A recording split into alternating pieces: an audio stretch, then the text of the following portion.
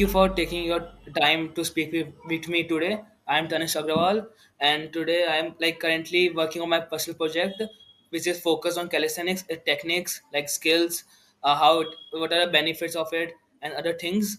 So through this interview, I would like to understand your journey, your experience, and like I would like to gain some professional insights from about like training methods, warm ups, and difference in from other sports. देखो, calisthenics So एक ऐसा sports है जिसको तुम क्या बोलते हैं घर पे भी स्टार्ट कर सकते हो और उसके लिए क्या बोलते हैं बहुत ज्यादा फैंसी इक्विपमेंट नहीं लगते। जिससे क्या होता है कैलिस्थेनिक्स जिम से अलग क्यों है, मैं ये रीजन देता हूँ। देखो, जब तुम जिम करते हो तब तुम एब्सोल्यूट स्ट्रेंथ को बिल्ड करते हो, ठीक है। वो हमारे रियल लाइफ में इतना काम नहीं आता, लेकिन जब तुम कैलिस्थेनिक्स कर रहे होते हो तब तुम अपने बॉडी वेट को मास्टर कर रहे होते हो और इससे तुम रिलेटिव स्ट्रेंथ बिल्ड कर सकते हो और रिलेटिव स्ट्रेंथ ज्यादा बेनिफिशियल है देन एब्सोल्यूट स्ट्रेंथ।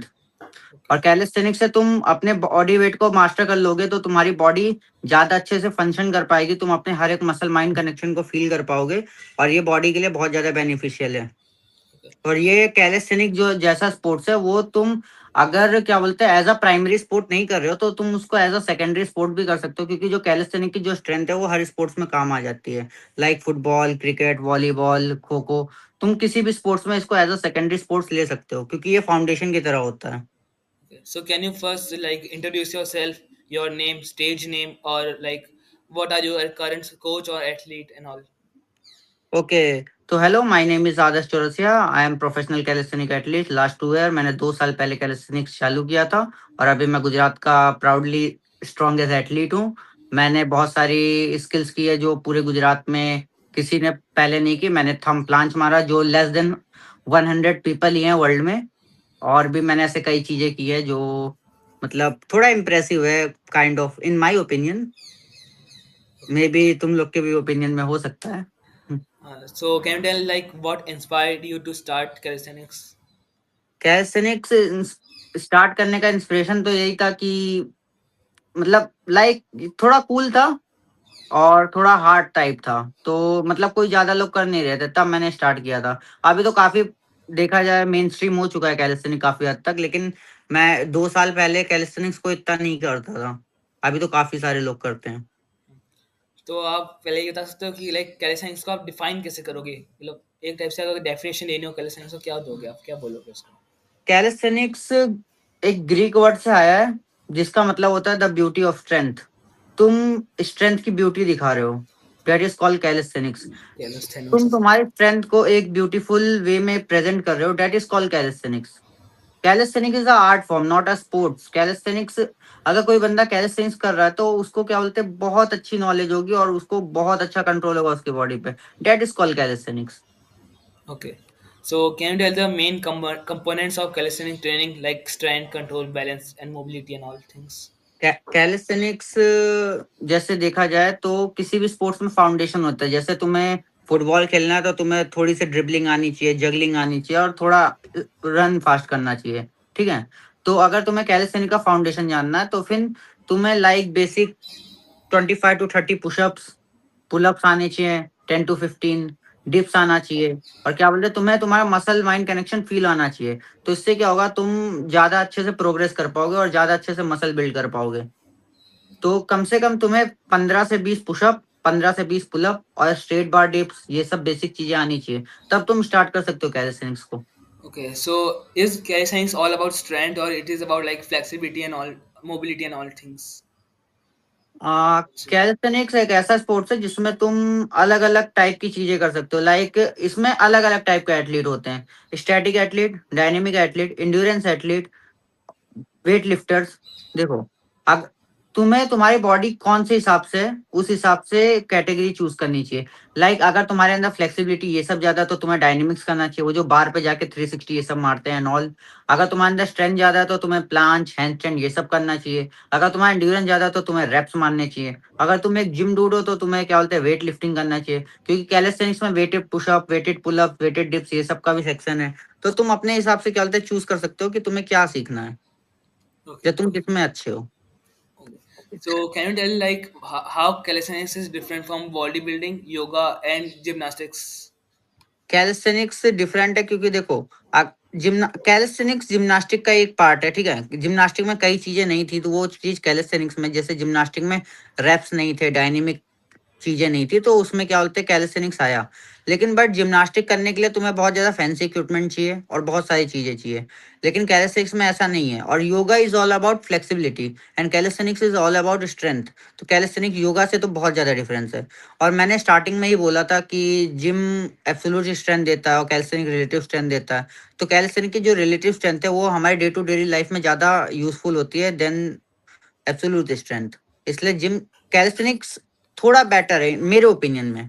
तुम्हारा ओपिनियन अलग हो सकता है, लेकिन कैलिस्थेनिक मेरे ओपिनियन में बेटर स्पोर्ट्स है। हाँ, एक्चुअली मैं like I have talk to many other coaches also, so okay. उनने मेरे को ऐसा बोला था कि योगा और कैसे भी बहुत ज़्यादा सिमिलर है, क्योंकि लाइक नहीं है। योगा ऐसा मेरे को लाइक बोला था, क्योंकि लाइक योगा के जो आसन एंड ऑल है उसके अंदर भी हम्म। कैलिस्थेनिक्स के पार्ट आते हैं, जैसे हैंडस्टैंड एंड ऑल, वो भी लाइक योगा में आता है, आसन एंड ऑल वो आते हैं। लाइक अगर तुम बेसिक चीजें देखोगे, जैसे हैंडस्टैंड हो गया, एल्बो लीवर हो गया, ये सब जो बेसिक पोजेस हैं, चक्रासन हो गया, ये सब तुम्हें सारे स्पोर्ट्स में मिल जाएगा।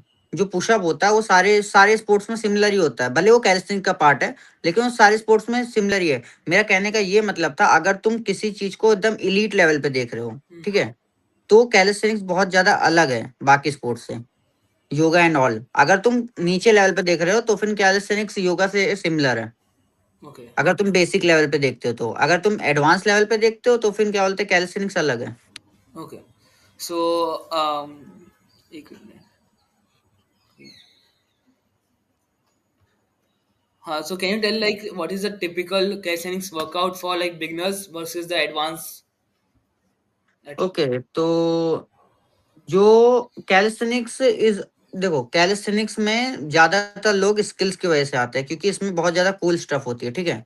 तो अब कोई एक बिगनर है, ठीक है, जिसको पुशअप या पुलअप करना नहीं आता है, उसके लिए वही एक स्किल हो गई, ठीक है। तो कैलिस्थेनिक्स में क्या होता है, जैसे तुम जिम हो गया, तो जिम में हमें डंबल उठाने रहते हैं, वेट लिफ्ट करना रहता है, ओके। तो वेट लिफ्ट उतना ज्यादा इंटरेस्टिंग नहीं होता है, मतलब एक दिन के बाद क्या बोलते हैं उसमें मजा आना कम हो जाता है थोड़े टाइम के बाद। लेकिन कैलिस्थेनिक्स में क्या होता है, आप किसी बिगनर को पुशअप आते हैं, ठीक है, तो अब वो अलग टाइप के पुशअप सीखेगा, लाइक फ्री स्टाइल पुशअप सीखेगा, ट्रिपल क्लैप पुशअप सीखेगा, प्लांट पुशअप सीखेगा, या कोई भी टाइप के पुशअप सीखेगा। और एडवांस में भी क्या होता है, कैलिस्थेनिक्स में कोई एंड नहीं होता। कैलिस्थेनिक्स में तुम क्या बोलते हैं खुद को इंप्रूव करते रहते हो, करते रहते हो, करते रहते हो, और ये तुम्हारी बॉडी भी ग्रो होती रहती है, और अदरवाइज तुम्हें क्या बोलते हैं चीजें भी आने लग जाती है। तो कैलिस्थेनिक्स इसलिए ज्यादा अच्छा है। Okay. Can you tell your like opinion on gradual progression? Casual progression तो फिर कभी भी रश नहीं करना चाहिए। क्या? कुछ रस रस नहीं करना चाहिए कभी भी, प्रोग्रेस को क्या बोलते हैं स्किप नहीं करना चाहिए। अगर तुम प्रोग्रेस को स्किप कर रहे हो तो तुम्हारे बेसिक क्लियर नहीं है, और अगर बेसिक क्लियर नहीं है तो क्या बोलते हैं तुम्हें बहुत ज्यादा प्रॉब्लम आ सकती है Okay. In future. Okay. So can you tell the difference between like the freestyle, the dynamic, and the static calisthenics? Free style calisthenics में डायनेमिक और स्टैटिक्स दोनों कंबाइन होते हैं, ठीक है। जैसे कंपटीशन होते हैं तो उसमें 1 मिनट दिया जाता है, तो उसमें 30 सेकंड डायनेमिक्स कर सकते हो और 30 सेकंड स्टैटिक्स कर सकते हो, ठीक है। और फ्री स्टाइल में statics is all about isometric hold, planche, handstand, front lever and all. और डायनेमिक्स इज ऑल अबाउट 360, गेंगार, 540, ये सब स्विंग वगैरह डायनेमिक्स है, होल्ड वगैरह स्टैटिक्स है, दैट्स इट। और इन दोनों को कंबाइन करोगे तो ये फ्री स्टाइल है। Okay. Can you like recommend as हाँ, can you recommend a perfect like a warm up? What is the warm up you do for calisthenics when starting calisthenics? अगर तुम्हें वार्म अप करना है तो किसी भी sports में, या कैलिस्थेनिक्स हो गया, फुटबॉल हो गया, या तुम कोई भी स्पोर्ट्स खेलते हो, तो तुम्हें तुम्हारे सारे वार्म अप का मतलब यही होता है कि तुम्हें तुम्हारी बॉडी को एक्टिव करना रहता है, तुम्हारे जो सोए हुए जॉइंट्स हैं उन्हें क्या बोलते हैं जगाना रहता है एक टाइप से। तो तुम्हें सारे जितने भी तुम्हारे जॉइंट हैं उन्हें 5 से 6 बार क्या बोलते हैं clockwise and anti clockwise rotate करना चाहिए, डेट्स इट। उसके बाद तुम्हें थोड़ा सा रनिंग या फिर कोई कोई सा भी, जैसे जंपिंग जैक्स हो गया, स्किपिंग हो गया, थोड़ा-सा करके उसके बाद तुम अपना वार्म अप स्टार्ट मतलब वर्कआउट स्टार्ट कर सकते हो। ठीक है। Is there any like specific warm ups like for specific muscle group, क्या कोई joints को ज़्यादा करना पड़ता है हमें calisthenics में? इफ अगर तुम्हारा कोई पार्ट इंजर्ड है, लाइक मेरी इस वक्त नेक इंजर्ड है, किसी का शोल्डर इंजर्ड रहता है या एल्बो इंजर्ड रहता है, तो अगर तुम्हें इंजरी से क्या बोलते हैं तुम फेस कर रहे हो, तो तुम्हें उस एरिया को क्या बोलते हैं ज्यादा प्रोटेक्ट करना पड़ेगा, ज्यादा केयर करना पड़ेगा और ज्यादा वार्म अप लगेगा, ज्यादा स्ट्रेचिंग लगेगा। और अगर तुम वर्कआउट के बाद स्ट्रेच नहीं करते हो, तो इससे क्या होता है, प्रॉब्लम आ सकती है, तुम्हें इंजरी के चांसेस बढ़ जाते हैं। अगर तुम स्ट्रेच कर लेते हो तो वो वाली मसल वहां की स्टिफनेस कम हो जाती है, तो तुम्हें इंजरी के चांसेस कम हो जाएंगे। Okay. So can you tell some of the common mistakes that beginners do while doing calisthenics? Skipping warm up, skipping progression, बहुत ज्यादा रश करना और इंटरनेट पे देख के फुल स्टॉप करना और खुद को इंजर्ड कर लेना, that's it. Okay. So are there any injury calisthenics में इंजरी कम करने के लिए हम लोग क्या कर सकते हैं? How can we prevent it? Proper warm up और बहुत ज्यादा खुद की बॉडी को गलत वे में पुश ना करना। लाइक कुछ लोग क्या बोलते हैं ईगो लिफ्टिंग करते हैं, ईगो लिफ्टिंग ना करना। उसके बाद छोटा सा स्ट्रेचिंग का सेशन करना 5 से 10 मिनट का, ताकि तुम तुम्हारी जो मसल है उसको क्या बोलते हैं थोड़ा सा रिकवरी दे पाओ। Okay. Now let's talk about how it changes your lifestyle and all. So how calisthenics impacted your personal fitness and lifestyle?